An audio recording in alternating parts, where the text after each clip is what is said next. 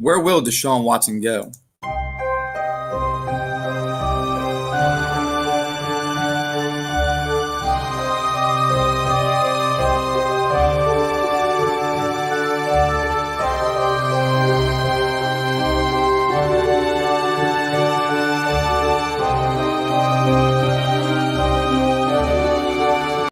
What is going on, everybody? Welcome to the More Than Philly Sports Talk Show. It is great to be here with all of you today. It is Tuesday, January 19th, 2021. It is great to be here with all of you. And as always, joined alongside my co-host, Gavin Tony, who will have to explain why he's been laughing in the back screen. Not quite sure why, but 11:32 a.m. here on the East Coast. But yes, Gavin, how are you doing today? I'm doing great, Zach. Listen, the reason I'm laughing, I had to explain it to you off the show. It involves one of our good friends that was on the show multiple times and a little bit of a club member, so I'll explain it a little bit later. Zach, I'm great. Yesterday was fantastic. Went out to eat, and I came back home and watched some great NBA basketball. Zach, how are you doing? I'm doing good, man. Like you mentioned, a lot of great games yesterday, of course, and like capping off with the Warriors-Lakers. The Warriors squeaking by with a pretty good win in that one. We'll break that down in a little bit, but of course, another game that was notable. Milwaukee Bucks, Brooklyn Nets. The Nets without Kyrie Irving did it pretty good despite only having 15 bench points. That's going to be a theme throughout the entire thing. But Gavin, yes, great games altogether yesterday. Great games all together yesterday, Zach. The one thing, my major takeaway from the Brooklyn Nets game was how James Harden is really a passer. Zach, he is not looking to score first. He's actually looking to dish the ball. He had 12 assists yesterday, had 17 in his debut. And the question that everybody keeps asking is, will Kyrie Irving fit? Zach, if you have a guy in James Harden who is not selfish, who's turning into this not selfish player that will get his points if needed to, but is looking to pass first. Zach, your number one and arguably your number two option are the least selfish players on the team. All right, and they're the stars, and they're looking to pass around. We're looking at a probable Golden State Warrior part 2 with this trio. I mean, think about it. Zach, Kevin Durant has 6 assists last night. James Harden had 12. You're telling me that Kyrie Irving can't come in here and do what Kyrie Irving does, which is pass when need, pass and score? I think they're going to be just fine.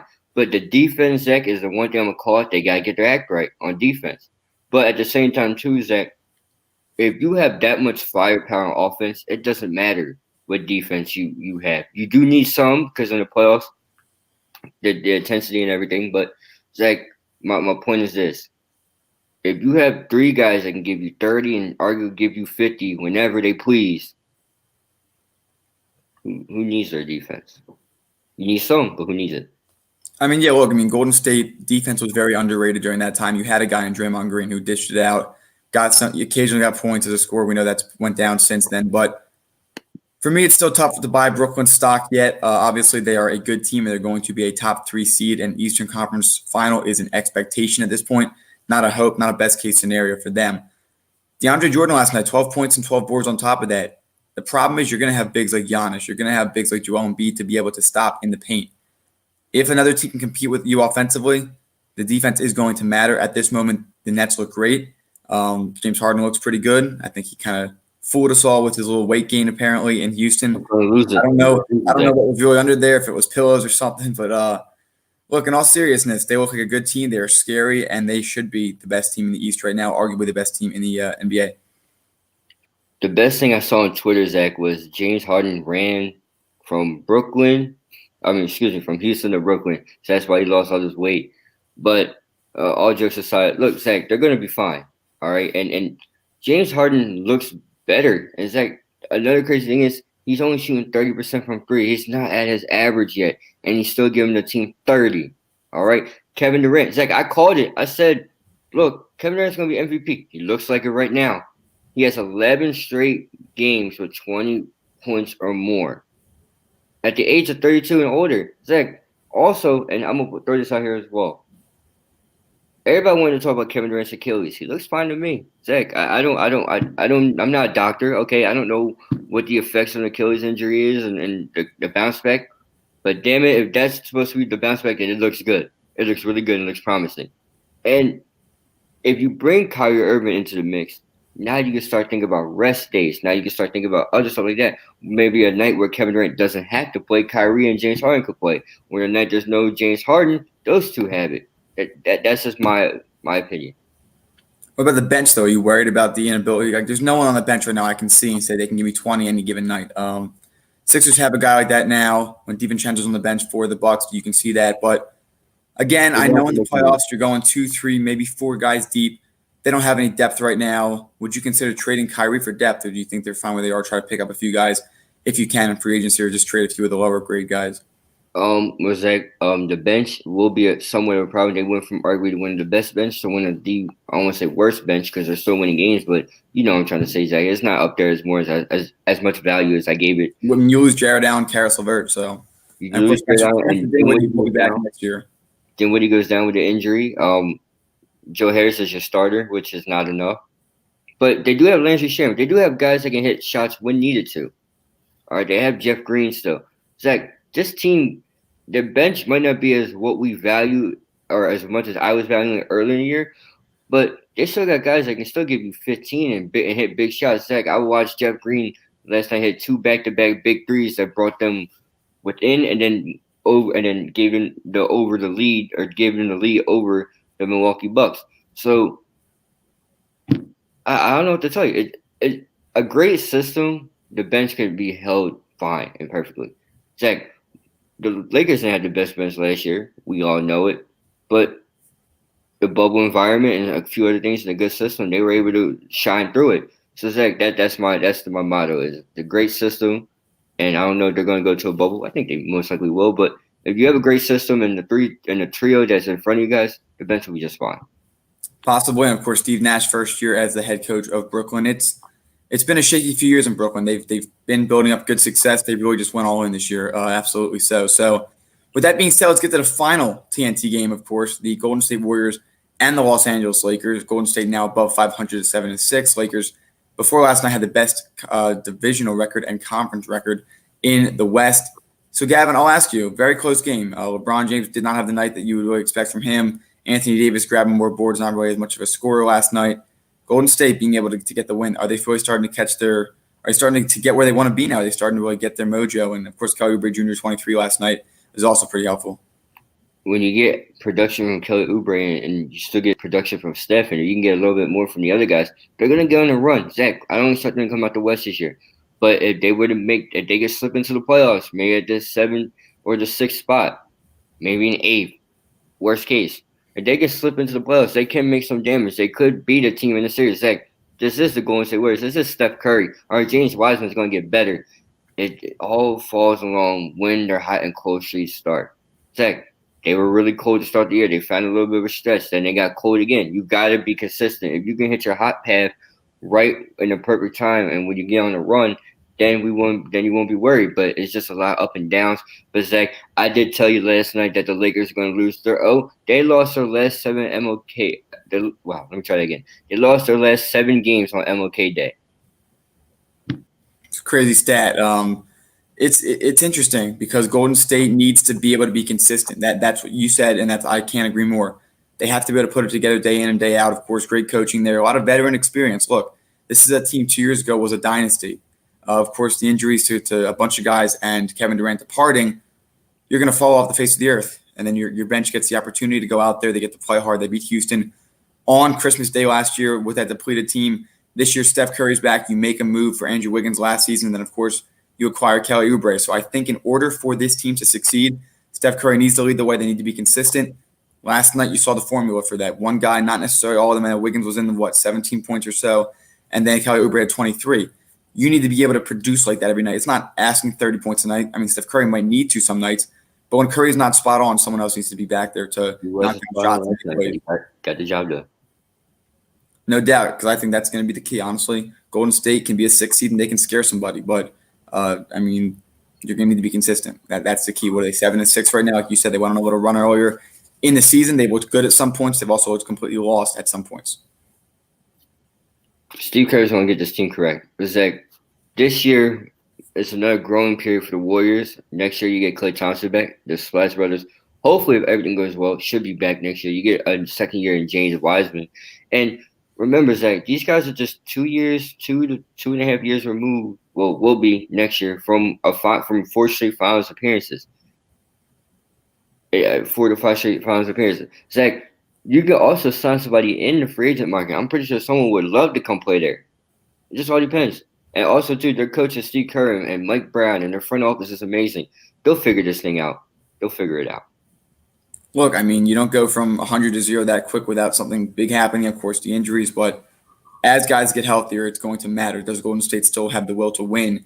I think so. Again, the West is very competitive. The whole league has become very competitive, especially in the Eastern Conference. It's going to be tough to get out of there this year. But with that being said, coming up after this, one of the best quarterbacks in the NFL statistically this year, Deshaun Watson, a team with 4 wins. Does he want out? And if so, where will he go? What's best for him? And what kind of trade packages are people willing to give up for him? Stay tuned. We are now offering a new product on our Teespring. Wear a mask in public. We are now supporting a custom designed mask with our logo on it. Purchase it today, and 10% goes to a foundation of our viewers' choice. It offers a full nose and mouth coverage, single-sided print, includes 2 2-inch elastic ear loops, non-medical grade product, and finally, $1 from every mask sale is donated to a nonprofit to feed children in need. Enjoy today's episode. Welcome back here on the More Than Philly Sports Talk Show. Gavin, look, this is something that we didn't ever think we'd see coming. Deshaun Watson signs a big extension last offseason. Bill O'Brien trades away DeAndre Hopkins for next to nothing. I'll be honest, no offense to David Johnson, but nowhere near where he used to be. Not even a first-round pick, which the Vikings got for Stephon Diggs. This is an interesting situation because this is one of the players, easily top 5, who posed one of the best passer ratings this year. And the team did terrible. Defense depleted. O-line non-existent. Wide receivers couldn't stay healthy. I mean, with the Eagles, look what happens when you give someone a true number 1 wide receiver. Now imagine taking that one away, and that's the results you get. Or as Richard Sherman said 7 years ago, too, that's the results you're going to get in his speech. We'll talk about that more later because that was a pretty big game. But with all that being said, Gavin, Deshaun Watson, do you think he stays in Houston? Was that when? First of all, I just want to go back when you talk about David Johnson. The truth hurts. It's the truth. We went from him being arguably a top 5 running back in the league to wherever you put him at now. Zach, he was going number 1 in fantasy draft boards. I remember someone in our fantasy league took him at 1, and I said I wouldn't do that. There's others there, but to go back to the original topic on hand, you saw the success that Josh Allen is having with Stephon Diggs. Hell, you saw the success that Kyler Murray had with your friend, Zach, from Clemson. And this is why this is a big deal. You had a wide receiver that was either, and correct me if I'm wrong, was there at the end or early beginning of Deshaun Watson's Clemson career. I'm not sure. I do not know if their times did overlap. But, yes, they both did go to Clemson, obviously. That's a strong connecting point. Well, if they did, go ahead. Well, yeah, now look, Deshaun Watson, rookie year, of course, suffers the injury, comes back. They've made the playoffs ever since until this year. What's the big difference? You trade away DeAndre Hopkins. Zach, I'll go one step deeper, too. In that rookie year, he looked like he was going to be MVP. Everything was going right for Deshaun Watson. One mistaken ACL injury in practice ruined it all, and he still came back firing next year. So what happened? You get rid of his help. Then your other help gets suspended because of a mishap medically. When it came to the drugs, he gets suspended for 6 games. Kenny Stills didn't win a beater. He left. Brandon Cooks is nice. Not enough.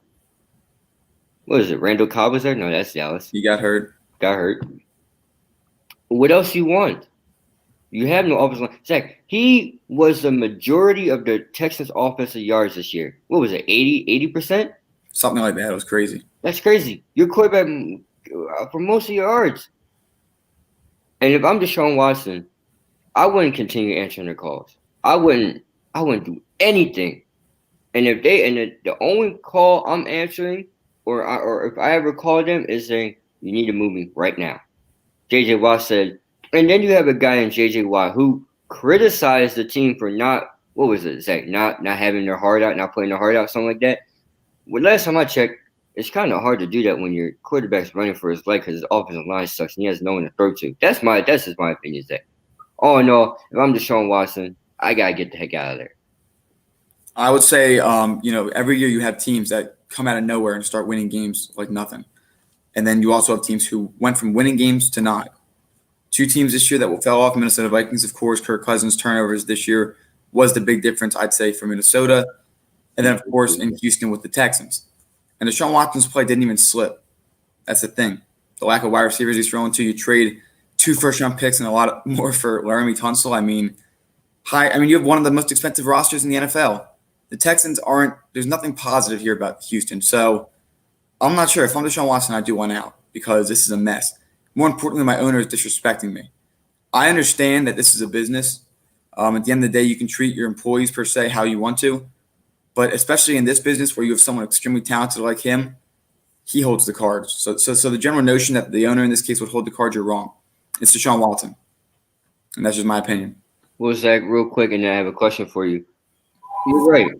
When you have a guy at that magnitude, 2 times today, ladies and gentlemen, when you have a guy at that magnitude, you have to, especially when it comes to a coaching decision, you have to let him in on the decision making. You have to. Russell Wilson said, when we're going to go out and go pick a new offensive coordinator, I would like to have a hand in it. You know why he wants to have a hand in it? Because he runs the offense too. The play caller the plays don't mean anything if the guy's not executing the play. Zach, Deshaun Watson executed 80% of the Texans offense. Russell Wilson executed almost majority of all the plays that was called. You get what I'm trying to say here, Zach? You have to let your quarterback know because your quarterback and your coach are like this together. And if you don't get a chance of what's going on here, like I don't know who the heck's calling the shots for our team, Zach. We'll get into that to maybe another day. But I don't know who's calling the shots here. Is it Wentz? Is it Wentz getting his input? Is it Hurts getting input? Or is it just Howard Roseman doing Howard Roseman things? That's for another day, ladies and gentlemen, not for today. But Zach, you get my point. The quarterback should have a say in what, especially when he's worth that much to you. The quarterback should have a say in what goes on, especially with the head coaching position. Zach, that's how great of an organization Kansas City is. With the 32nd pick, you know what they did? They called Patrick Mahomes and said, Pat, who do you want? We're going offense. Who do you want? What do you think you need? And he goes, I would like Clyde Edwards-Helaire at LSU. And what they do, they made that happen. What did Clyde Edwards do? He produced when he was there. That's what great organizations do. But the Texans organization, it's just horrible. Andre Johnson said this. They're known for wasting careers and not doing anything about it. Andre Johnson, Arian Foster. All right. Shout out to Jadeveon Clowney for getting out of there. That's just my opinion. Oh, and Detroit Lions are arguably right there as well. Yeah, I was going to say Detroit as well is known for that. But, yeah, there's a lot of turmoil, a lot of issues. Giving Bill O'Brien the full keys ruined them pretty quickly. And all that just to be fired during the season. No first-round picks this year. I'm not sure if they have one next year. The second-round pick for D-Hop, I think, is this year. I'm honestly terrified if I'm a Houston Texans fan. If I'm a Houston fan in general, honestly. But specifically with the Texans, this was a fallback out of nowhere. For the Texans. Deshaun Watson is definitely going to want out. He has wanted out. He hasn't even answered the calls. So now the question is, Gavin, where is the best fit for Deshaun Watson? Well, in all terms, Zach, remember, he does have a big contract, so you got to think about what team has the money. I'm going to put 3 destinations out there for you, Zach, and these are just my personal favorite ones. Indiana, you give him a great offensive line, you give him pieces around, you give him a defense. That could be scary. Miami, once again, you give him a little bit of offensive line, maybe give him another wide receiver down there, draft a wide receiver, and you have a great defense. What about San Francisco? Zach, I'm not finding Jimmy Garoppolo. Why don't you put him behind someone with talent? And a long shot one, Zach, where the Rams magically move away from Jared Goff? That would be another crazy one. That's just me. I'm just throwing some teams out there. It's like I heard the Jets. If you're Deshaun Watson, you sure as heck don't want to move your no trade clause to the Jets at all places. Just saying. Look, I think there's a lot of options on the board for Deshaun Watson. Any team in the NFL, when you have a top 5 quarterback on the move, you'd be picking up the phones and just seeing what you can get, what you can listen to. I do have 3 teams in mind. I would say number 1 is Miami. Again, I'm actually pretty high on Tua. Believe it or not, I think that he is going to be a good quarterback in this league. But if you want to win now, Deshaun Watson would be a great fit there. I didn't see what the problem was with Tua. But I don't see why everybody wants I don't see what the problem is either. He needs to go through here's my point. He needs to go through growing stages. The Miami Dolphins wanted to win now, so instead of letting him in the game make the mistakes, they put in Fitzpatrick. It's that simple. Every quarterback has that. Between years 1 and 2 is the biggest glow up. You either boom or you bust. We saw with Carson Wentz. We saw with a lot of other guys. But yes, I think Miami is the number one destination. What I would offer probably Tua and the third overall pick, give it right back to Houston, which it was theirs rightfully so, and then they'd probably draft Devontae Smith or something with that, or even the lineman from Alabama and actually get some protection. My second place that I would send him is the Jets. I do think that the Jets could possibly have some interest there. When you have that kind of salary cap and you have that roster with the salary cap going down this year, you need to get that contract off of you. First overall pick, it's expensive, but it's not as expensive as Deshaun Watson. So drafting Trevor Lawrence, starting from scratch, that would be the other option. Of course, it would take the first overall to be able to get that. I mean, those are two teams that I can really think of solidly. I mean, one more team could be Jacksonville. They had the first overall pick. Sorry, the second overall pick was the Jets. But they had the first overall pick as well.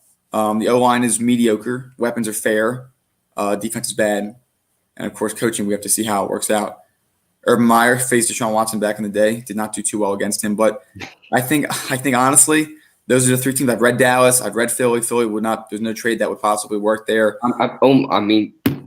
San Fran would be possible. The Rams, if you can get rid of Jared Goff's contract. Long stretch would definitely be Arizona and reunite him with DeAndre Hopkins. But I don't know. I think definitely right now, if I had to say he'd be on another team this week, I'd say it's Miami or New York.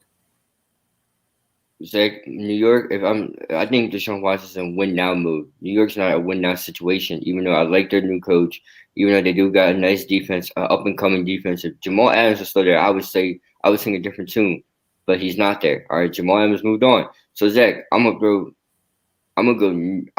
Miami. And I'm gonna go Indiana. I think the Colts would be interesting. Phillip Rivers' contract obviously expired. Unsure if he's coming back yet. Great O-line. I'd be interested to see what they can do with him. So those are some interesting ones. Of course, the big story coming out of Philly today, the offensive coordinator of the Colts has been requested to be interviewed. Of course, Josh McDaniels apparently is still the top choice unless anything major changes. We'll cover all that after this.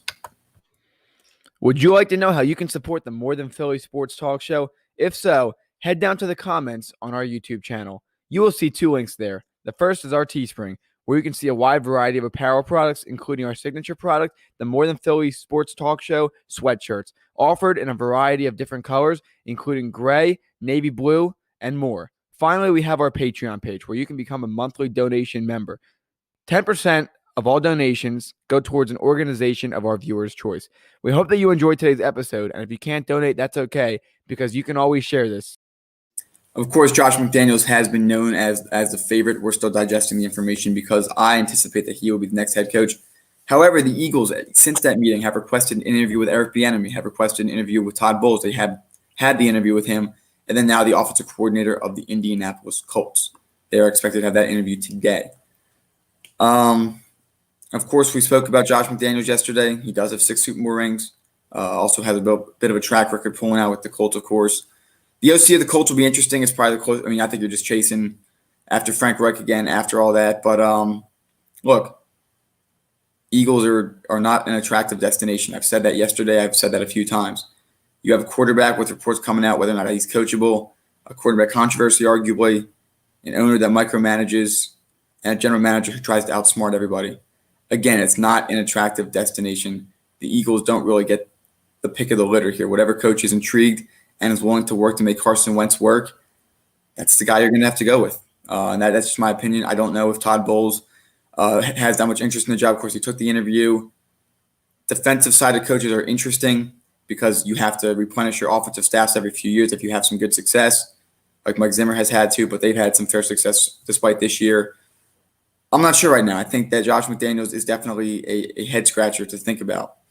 Joe Bradley's not really in the conversation anymore. But I think that with the offensive coordinator from the Colts interviewing today, there could be some new words. But despite the interview with Bowles yesterday, I'm not sure what the updates are with Bieniemy. They did request the interview from the Chiefs. I do not know what they're currently looking at, what they're expecting out of this interview today. But I think that it's a done deal by the end of the week. Again, two roster spots. Two head coaching vacancies left. And I don't know. I don't even know who the most attractive roster is right now, Houston or Philly. They're both expensive. They're both terrible, and they both have issues at the quarterback position. Or drama. If you had to pick between the two, it has to be here because one quarterback's desire is to get out, and he's not answering phone calls. Like we just discussed it. He doesn't. Deshaun Watson wants no parts of Houston, but I'll say that for another day. Zach, let's go back. All right, let's go back to the draft. We get Jalen Reagor over Justin Jefferson. Everybody and their mom knew Justin Jefferson was going to be the better player, and we saw it this year. Matter of fact, Zach, he'll be going to the Pro Bowl. What was it, next week, 2 weeks from now? Or virtual Madden Pro Bowl? I don't know what the heck's going on, Zach. I'm not watching it. No, it doesn't matter. He's there. He's there. Okay, he's there. Who was the first person to defend Jalen Reagor when it came to me criticizing you? So then if I had you even came out and said, yeah, that's not the right decision. Zach, you were right. It wasn't. So now let's see what's happening. You miss out on Stephon Diggs and DeAndre Hopkins, who go on the same day. You got Darius Slay in return, but Zach, that's okay. I'm not hating on Darius Slay. I love Darius Slay. All right, he's gonna have a better year next year. I mark my words, Zach. January 19th, I said that. But it's the fact of the matter is that you don't have a number one wide receiver yet still. And you could have had one. Zach, let's go down the line. You could have had DK. You could have had Justin Jefferson. All right, is there anybody else? You could have one of the two guys to trade for, because in reality, your draft pick, Zach, when you decided not to trade for Stephon Diggs, was it this year's first round pick or is it next year? This year's, because Justin Jefferson was the 22nd overall pick, which was the Vikings. And they have a start. It's like Stephon Diggs never went. And Zach, now let me get to the head coaching part. If you bring Josh McDaniels to Philadelphia, Howard Roseman, I don't know what I'm going to do. Zach, I don't think I'll ever go to another Eagles game like that ever again. I don't think I'll ever walk in Lincoln Financial ever again. I'm not going anywhere near Lincoln Financial Field if he ever comes in here. Because you know what, Zach? The reason why I don't want Josh McDaniels is if he's some offensive coordinator guru, and Zach, you would have made it work this year. Now, regardless, I know you didn't have much around Cam Newton, but what do you think is going to be a difference here? Cam Newton didn't have any wide receivers. He had an offensive line. We didn't have offensive line this year. Everybody was banged up. But the wide receiver situation is the same. Regardless, a couple people can catch the ball here. So what are you going to do? I would love to know. Josh McDaniels is not the answer, all right? He's not the answer. And by the way, Zach, if you think Josh McDaniels is going to have repeat success, what happened in Denver, all right? And if Josh McDaniels really wanted to be a head coach, the best coaching job was last year, or excuse me, not last year, 2 years ago or 3 years ago, whenever it was with the Indianapolis Colts, when you had everything. You had an Andrew Luck, you had a new guard, and the offensive line is fantastic. You start wide receivers, the defense is getting better, and you didn't take it. So why would you come and take this job? What makes the difference? If you're Howard Rosen, you're Jeffrey Lurie, you guys need to wake up and realize that this man that you're trying to give the job to is an idiot and doesn't need the job. Now, Zach, I'm not questioning play calling, all right? But you saw what happened last year. If you're going to hire Josh McDaniels, he has to have at least a good year. He didn't have a good year last year. He really didn't. I mean, I would say the Eagles roster on offense is more talented than the Patriots one. The Patriots had 2 more wins than the Eagles. If McDaniels is the head coach, I'm going to support him, of course.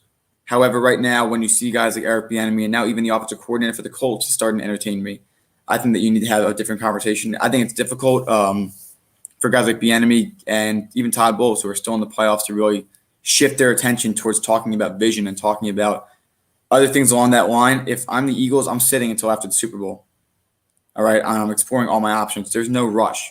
All right, Bieniemy is going to be available fully. Todd Bowles' attention is going to be fully to you. Have conversation with everybody. There's no rush. They're trying to speed this up. There's 2 vacancies left. And you're more attractive than Houston right now. And that's hard to say because this is not a very attractive destination. If I'm the Eagles, I'm sitting on this. I'm going to keep interviewing, keep betting, because there's some better options out there, and you'll learn that after the Super Bowl. Zach, what did we do today in class? We went over Eric Bieniemy's stats, right? We went through the 3 offense coordinators, and he was the best one. This man still does not have a head coaching job.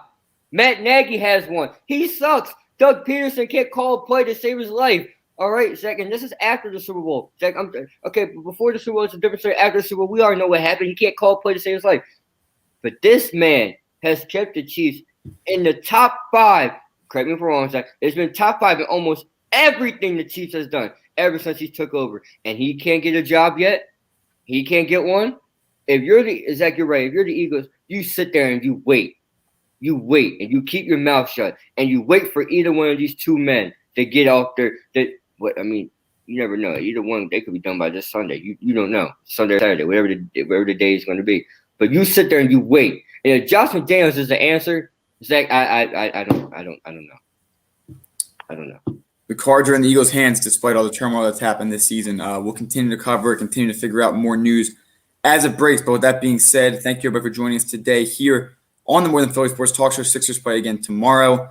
Thank you again, everybody. Have a great day. Have a good one, everybody. If you enjoyed today's video, make sure to like, comment, and subscribe if you haven't. In addition, hit that bell icon and set it to all to get reminded of when we go live and when we post excerpts of our videos.